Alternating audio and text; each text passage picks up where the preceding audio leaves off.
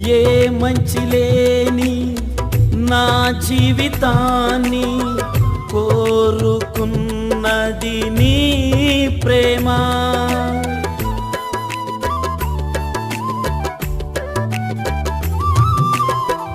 ఏ మంచి లేని నా జీవితాన్ని కోరుకున్నది నీ ప్రేమ.